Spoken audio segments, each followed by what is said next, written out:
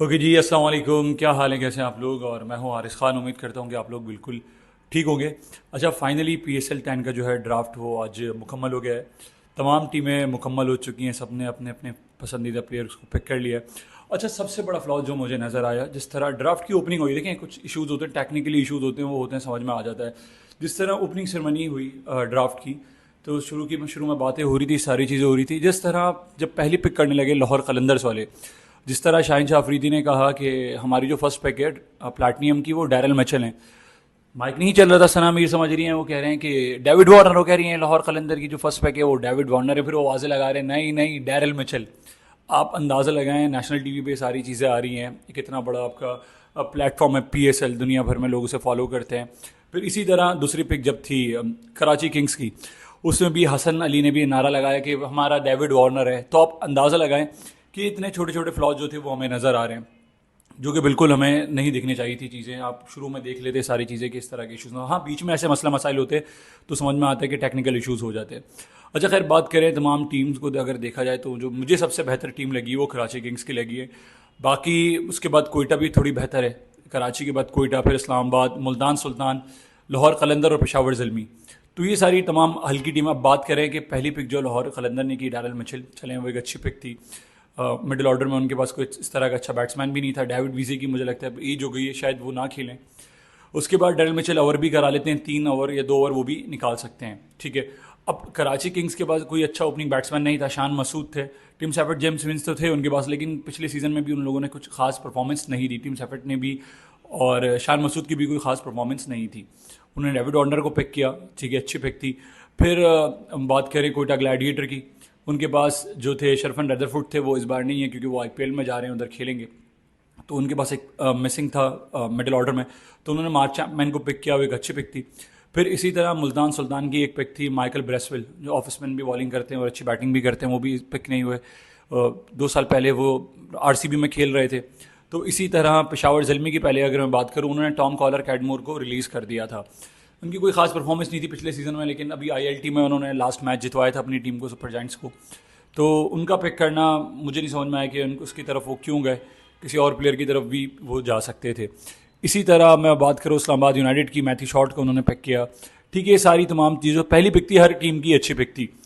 अच्छा, कुछ टीम में जो मुझे फ्लॉज नज़र आए, वो जिस तरह मैं बात करूँ लाहौर कलंदर की, पहले मैं बात करूँ मोहम्मद खालिद को, जो विकेट कीपर बैट्समैन भी है। पिछली बार वो लाहौर कलंदर कराची किंग्स में खेले था, उस बार वो लाहौर कलंदर उन्होंने पिक किया, चलें ठीक है, समझ में आता है। उसके बाद जब सप्लीमेंट्री की पिक आई, मुझे लगा ये रेसी वनडे डिसन की तरफ ही जाएंगे।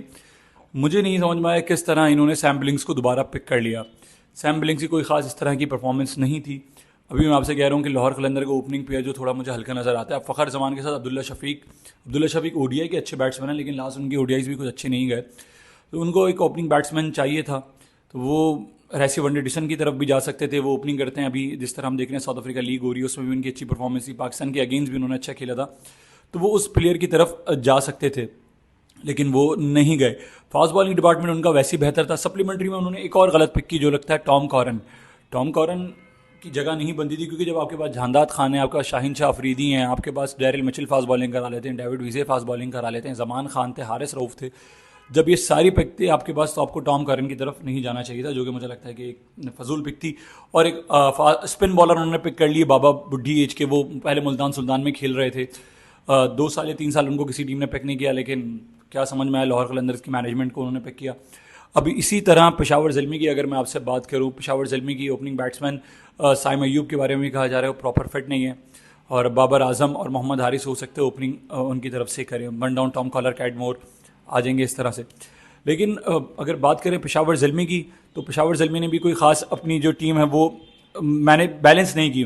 फास्ट बॉलिंग डिपार्टमेंट उन्होंने सलमान इरशाद को उन्होंने रिलीज़ कर दिया, फिर उन्होंने मोहम्मद अली को पिक तो कर लिया है, लेकिन अगर मैं आपसे पेशावर ज़ल्मी के स्क्वाड की बात करूं, तो पेशावर ज़ल्मी के पास हुसैन तलत आ गए मिडिल ऑर्डर में, ठीक है। नाहिद राना बांग्लादेशी एक फास्ट बॉलर हैं, वो 150 प्लस बॉलिंग करते हैं, उनको उन्होंने टीम में रखा है। और मिडिल ऑर्डर पेशावर ज़ल्मी का अभी भी मुझे हल्का लग रहा है। उन्होंने नजीबुल्ला जरदान को ले लिया, अफगानिस्तान के बैट्समैन थे मिडिल ऑर्डर में, उनकी भी कोई खास परफॉर्मेंस नहीं थी। सप्लीमेंट्री में उन्होंने अहमद दानियल और अलजारी जोसेफ को लिया। टिम साउथी हैं, वो नहीं पिक हुए, टिम साउथी को किसी ने इस बार पिक नहीं किया। मुझे लगता है कि अलजारी जोसेफ की जगह आप टिम साउथी को ले सकते थे, वो आपकी जो टीम के मेंबर्स से बॉलर्स उनको भी वो बेहतर गाइड कर सकते थे किस तरह से टीम को लेकर चलना है। इसी तरह मैं बात करूं कोयटा ग्लैडिएटर की, कोयटा ग्लैडिएटर एक मुझे अच्छी टीम नज़र आ रही है। उनके पास फिन एलन आ गए, बहुत ज़बरदस्त ओपनिंग बैट्समैन है, और उनके पास मार्क चैपमैन आ गए, अकील हुसैन उनके पास हैं, डायमंड में अबरार अहमद, मोहम्मद आमिर उनके पास, राइली रूसो मिडिल ऑर्डर में। इन्होंने इस बार जैसन रॉय को पिक नहीं किया, उन्होंने जैसन रॉय को रिलीज़ कर दिया। मुझे फील हो रहा था कि शायद ये जैसन रॉय को दोबारा पिक कर लेंगे। अगर इसी तरह इनकी फास्ट बॉलिंग की मैं बात करूं तो फ़हीम अशरफ को उन्होंने प्लैटिनियम में पिक किया है। यार फ़हीम अशरफ को आप डायमंड में भी ले सकते थे, लेकिन हाँ, आप एक प्लेयर को आपको सब ज़रूरी है। आप जिस तरह मैं आपसे बात करूं, प्लैटिनियम में आपको एक लोकल प्लेयर होना आपका ज़रूरी है। दो आप बाहर के प्लेयर ले सकते हो, फॉरेन प्लेयर ले सकते हो, लेकिन आपका एक प्लेयर होना ज़रूरी है। तो ठीक है, उनके पास ऑलरेडी हसीबुल्ला खान आ गए जो कि पहले पेशावर ज़ल्मी में खेल रहे थे। खुर्रम शहजाद भी पेशावर ज़ल्मी से कोयटा में आ गए। तो अब मैं बात करूँ आपसे मुल्तान सुल्तान की। मुल्तान सुल्तान ने रेजा हेंड्रिक्स को रिलीज़ कर दिया। मुझे समझ में नहीं आया कि यार वो इतना ज़बरदस्त बैट्समैन, अभी भी आपने जिस तरह देखा पाकिस्तान के अगेंस्ट उसने कितनी शानदार बैटिंग की, कई मैचेस उसने मुल्तान सुल्तान को जितवाए, लेकिन उन्होंने उनको पिक नहीं किया। अच्छा, मुझे एक बात ऑफ स्पिन, अगर आपने जब माइकल ब्रेसवेल को पिक कर लिया था तो आपने वेस्ट इंडीज़ के जो स्पिन बॉलर हैं मोती, उनको क्यों पिक किया? जब आपके पास ऑलरेडी उसामा मीर भी हैं, तो आपको दो फॉरेन ऑफ स्पिनर की तरफ नहीं जाना चाहिए था। मुल्तान सुल्तान ने, मुझे लगता है यहाँ पे थोड़ा गलती हो गई उनसे। खैर, इस तरह इनका एक बॉलर है जॉश लिटिल, आयरलैंड के टीम से वो खेलते हैं, और इससे पहले वो गुजरात टाइटंस में भी खेल रहे थे। वो भी एक डिसेंट बॉलर हैं। अब इसी तरह मैं इनकी बैटिंग की बात करूं तो इनके पास बैटिंग में जो मुझे बेहतर बैट्समैन नज़र आ रहे हैं वो रिजवान हैं और जॉसन चार्ल्स हैं। और उस्मान की परफॉर्मेंस भी आप देख रहे हैं, इंटरनेशनल में कुछ इस तरह से परफॉर्म नहीं किया, लेकिन लीग में वो बेहतर खेल लेते हैं। अब चलते हैं इस्लामाबाद यूनाइटेड की तरफ। इस्लामाबाद यूनाइटेड ने सबसे बड़ी गलती की, वो एलेक्स हेल्स को रिलीज़ की, और कोयटा ने जैसन रॉय को रिलीज़ करके बहुत बड़ी गलती की। लेकिन अभी भी इस्लामाबाद यूनाइटेड में जो दो प्लेयर एक साथ खेलेंगे वो इमाद वसीम और जो है हमारे नवाज़, ये दो प्लेयर एक जैसे मुझे उनके पास समझ में नहीं आया कि इन दोनों को एक साथ टीम में क्यों रखा, जबकि आपके पास सलमान अली आगा भी थे। ये तीनों एक ही कैटेगरी के प्लेयर हैं। अच्छा, रैसी वनडे इन्होंने पिक कर लिया, एक जो बेहतरीन पिक है इनके पास। रैली मैड्रिड जो एक फास्ट बॉलर हैं, ये भी 150 प्लस बॉल करते हैं। अब कलिन मनरो इनके पास हैं। लेकिन अगर देखा जाए ओपनिंग बैट्समैन इनके पास भी कोई ऐसा इतने खास नहीं है इस्लामाबाद यूनाइटेड के पास भी। अब जो मेरी फेवरेट टीम है वो कराची किंग्स है। जिस तरह कराची किंग्स ने पहली पिक की डेविड वार्नर, शानदार, आप देख सकते हैं डेविड वार्नर के साथ शान मसूद भी ओपनिंग कर सकते हैं, टीम सैफिट भी ओपनिंग कर सकते हैं, उनके साथ जेम्स विंस ओपनिंग कर सकते हैं, विलियमसन उनके पास आ गए, मोहम्मद नबी को उन्होंने सप्लीमेंट्री में पिक किया। कराची किंग इस बार मुझे स्ट्रॉन्ग नजर आई। अच्छा, बहुत सारे लोग कह रहे हैं कि यार ये जो अब्बास अफरीदी है इसको उसमें प्लैटिनियम में क्यों पिक किया? देखें, क्योंकि कराची ने 3 प्लैटिनियम पिक करनी थी, और 2 उसमें फॉरेन प्लेयर होते हैं जिस तरह, और एक आपका लोकल प्लेयर होता है। तो अब्बास अफरीदी अभी जिस तरह अच्छी परफॉर्मेंस कर रहे थे T20 में, तो इसलिए कराची किंग्स ने उनको पिक किया। तो जो मुझे लगता है जो सबसे बेहतर टीम है वो कराची किंग्स है। कराची किंग्स में एडम माइल हैं, उन्होंने बहुत ज़बरदस्त बॉलिंग करते हैं, फास्ट बॉलर हैं, उनकी भी 145 प्लस वो बॉलिंग करते हैं। लेकिन अभी ICC चैंपियंस ट्रॉफी के लिए जो टीम अनाउंस हुई उसमें वो भी नहीं है। अच्छा, गोल्ड में इरफान खान नियाजी हैं, शान मसूद हैं, आमिर जमाल हैं, अरफात मनाज जिनको उन्होंने रिटेन किया था, जाहिद महमूद भी अच्छी स्पिन करते हैं। अच्छा, लितन दास एक बेहतरीन पिक थी सिल्वर की जो कराची किंग्स ने ली। तो मुझे इस बार जो स्ट्रॉन्ग नज़र आ रही है वो टीम कराची किंग नज़र आ रही है, और मुझे लग रहा है इस बार टाइटल कराची किंग भी उठा सकते हैं।